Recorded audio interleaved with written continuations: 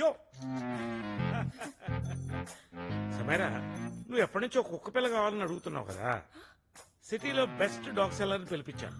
నీకు ఎలాంటి కుక్క పిల్ల కావాలో చెప్తే అతను తెచ్చి పెడతాడు. ఎప్పుడు డాగ్ వద్దంటావు కదా డాడీ. నేను పండూరు మామిడి పండ్లు అంటూ ఉండమ్మా.